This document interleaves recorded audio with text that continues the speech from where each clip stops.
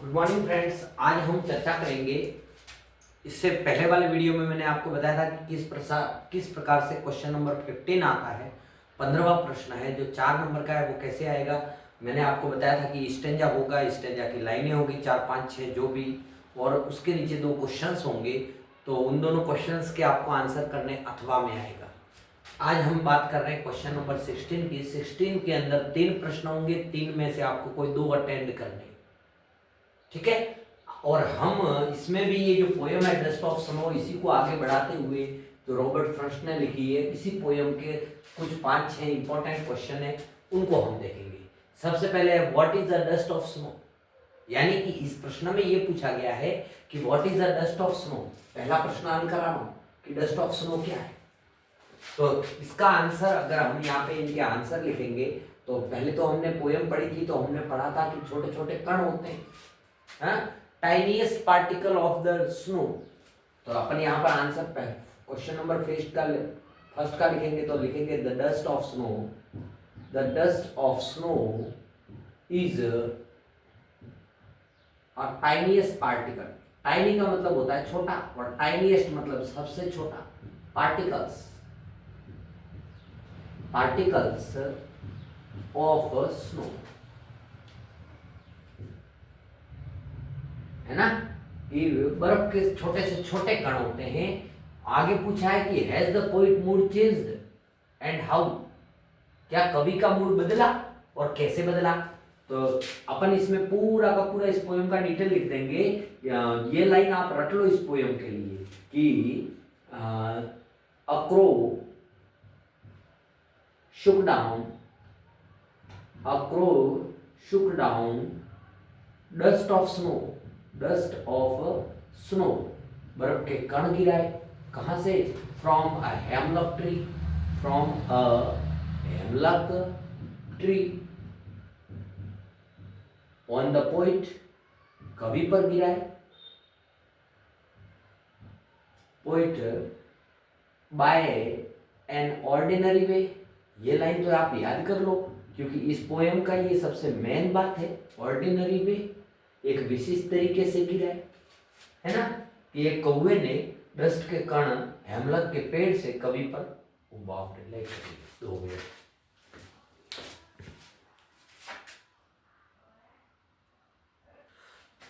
तो उस कौवे ने, द क्रो शुक नाम, कौवे ने हिलाकर गिराई, क्या गिराई? डस्ट ऑफ स्नो, बर्फ के कण।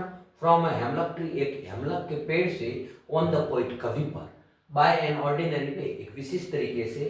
It changed the poets mood, it changed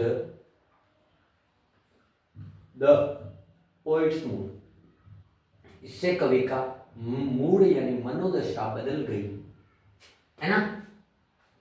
and he saved, उसने बचा लिया।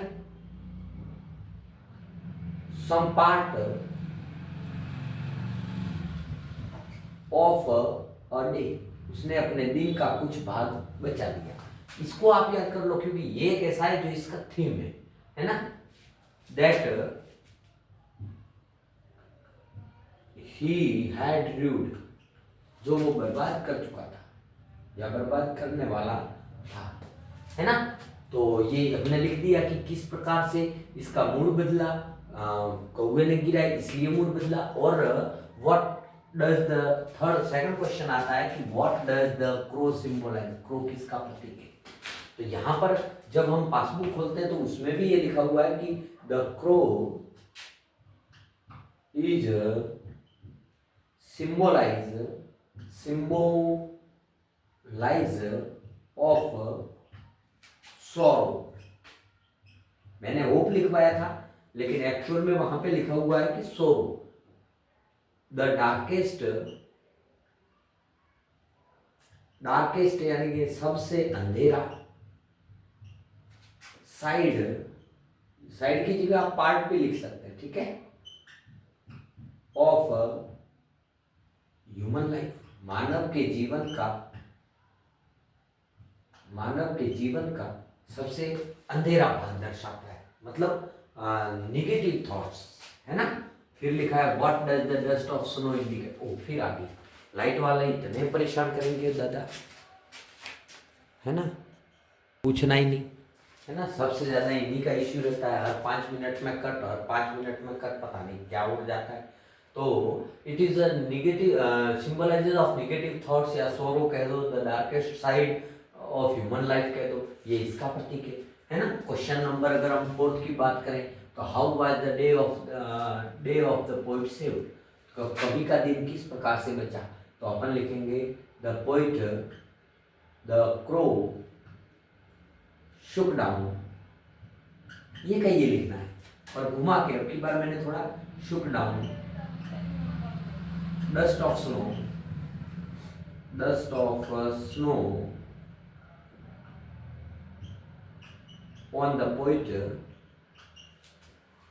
the pointer from a hemlock tree, एक बलूत के पेड़ से, tree, and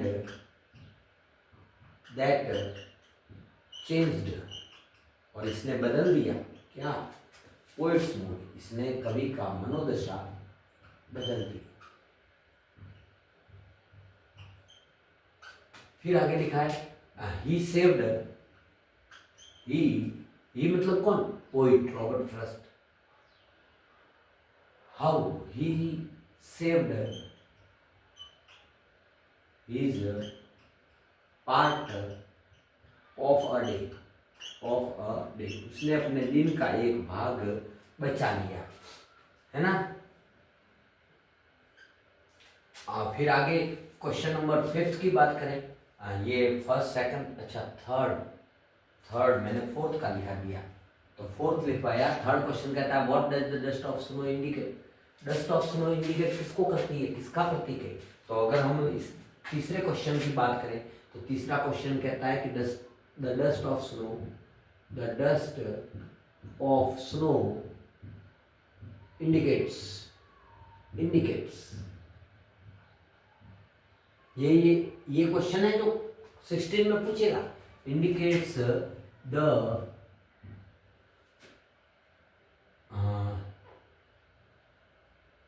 dust of snow indicates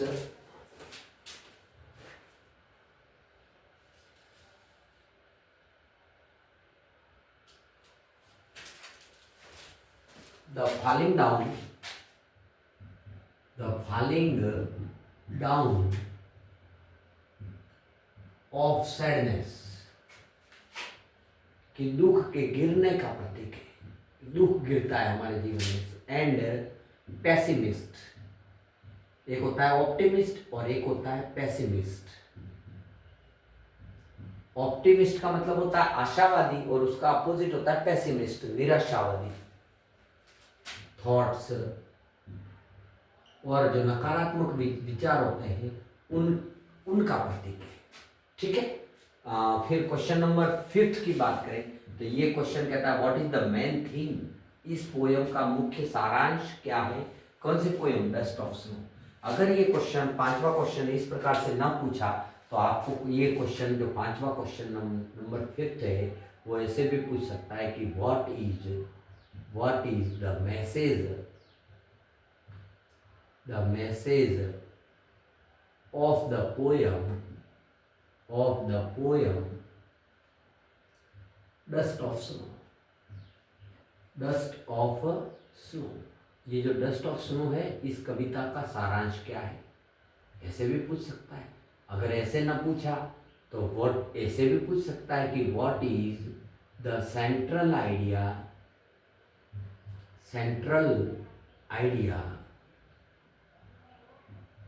of the poem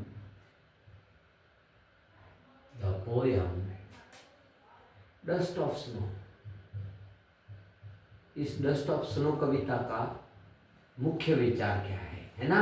अगर ये ऐसे भी नहीं पूछेगा तो ऐसे पूछ सकता है कि what message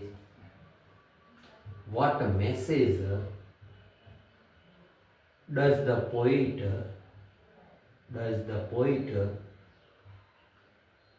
want to give us, ये देखो फिर लाइट चली गई, है ना। ये लाइट वालों ने बहुत तमाशा कर रखा है।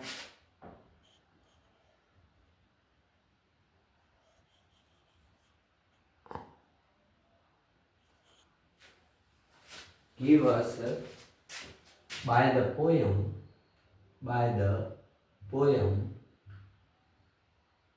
Dust of snow. इस क्वेश्चन को आपको लिखना है ना। कमेंट बॉक्स में कमेंट कीजिएगा कि इसका आंसर क्या होता है ना। आप इसका आंसर निकाल के लिखेंगे। ये एक ही क्वेश्चन 4 तरीके से पूछा गया है, पर इसमें यही सारी चीजें लिखी जाए। फिर देखो फिर आगे, है ना। लाइट वालों ने बहुत गजब का नाटक खोल रखा है। जब मर्जी हो तब इनके पता नहीं क्या दिक्कत हो जाती है बेचारों को।